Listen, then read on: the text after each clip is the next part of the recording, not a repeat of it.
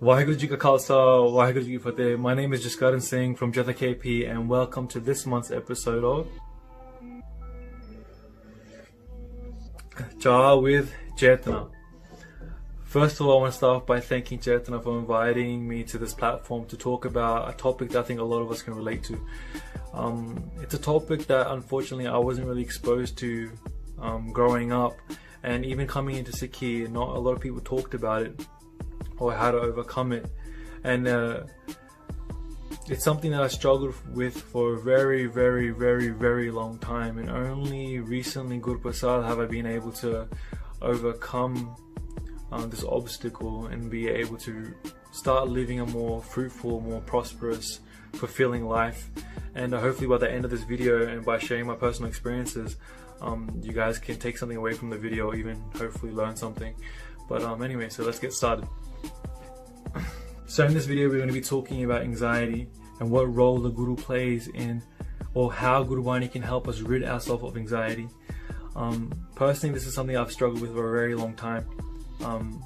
I've experienced anxiety to various degrees, from general anxiety, general insecurities, to severe and more horrific forms of anxiety, for example, paranoia.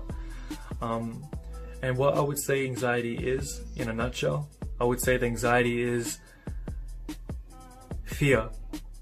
Whether it's fear of uncertainty, fear of the unknown, fear of a particular certain outcome, or general fear that arises due to something unexpected that may have occurred in your life.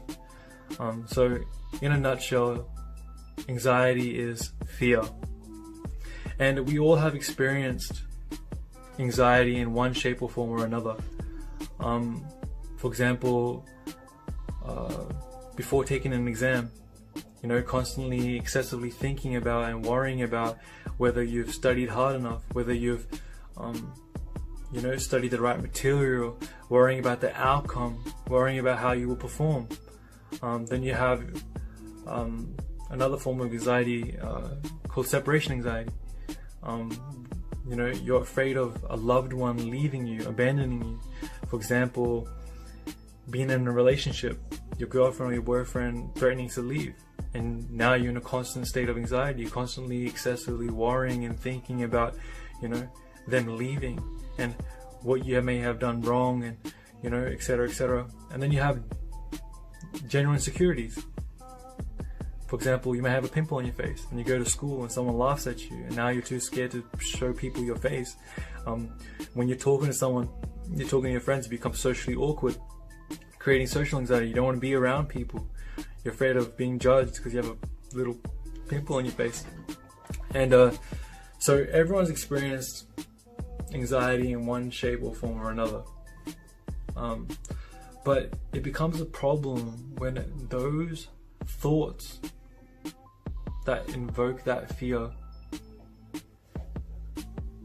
reoccur in those same situations or circumstances again and again and again, and you create a habit on how you react to those particular specific situations or circumstances that you may be put in.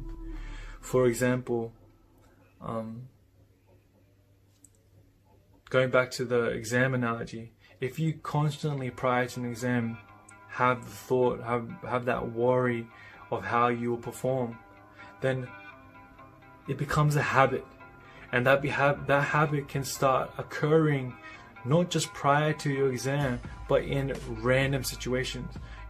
First it was just prior to your exam, and now you're having these thoughts 3 months before your exam.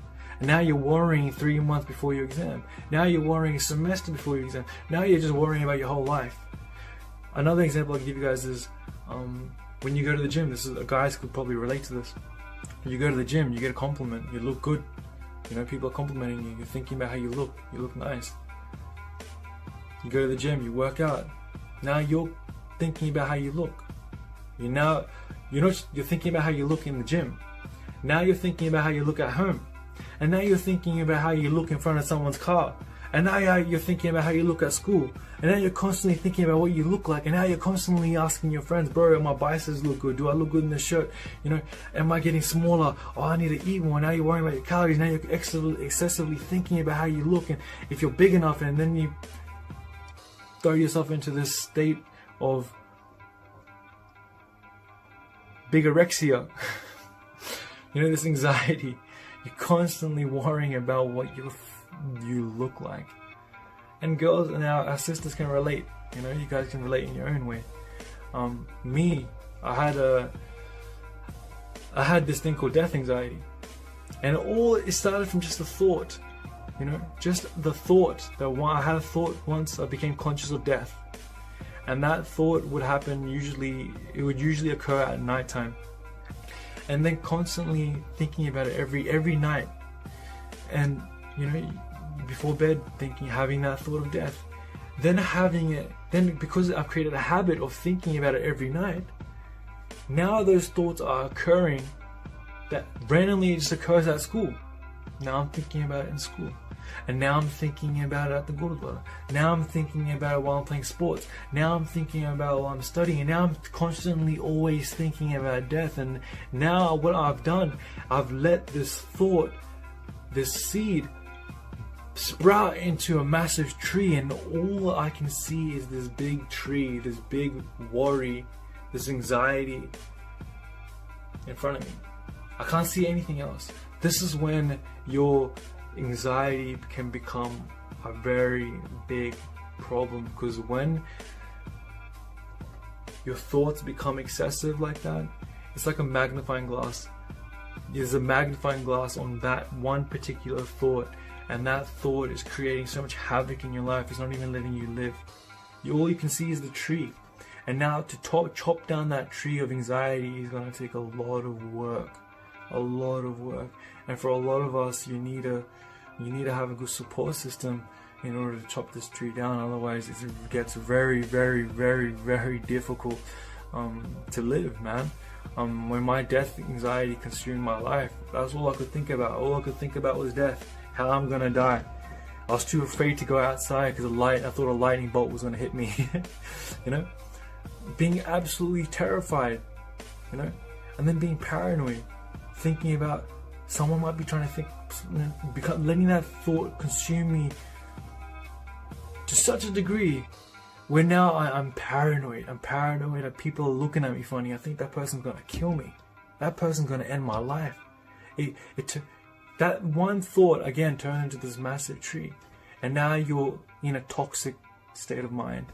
In the same way in relationships, you know, you go through a bad relationship, you're constantly fighting, and it becomes a habit. You're constantly fighting, and you know, you're coming back together and constantly separating, coming back together, and then what happens is it becomes toxic. And all you can think about is your significant other. How am I going to get them back? What am I going to do to make them feel better? You're constantly hitting their line. They don't want to be with you. You're constantly, no, I want to be with you though, blah, blah, blah. And you're constantly going back and forth, and that's all you can think about. You've turned this little seed, the sort of separation, into a massive tree, and now you cannot see anything other than this tree. So, even though general anxiety that you might go through on a day-to-day basis is it's not really a bad thing.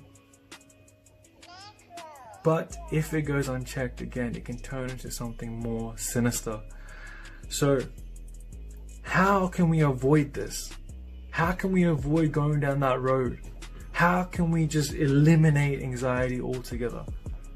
This is where the guru plays his role, or thy role. Yeah, so let's get to it. So how does Guru Sahib play the role in destroying our anxiety?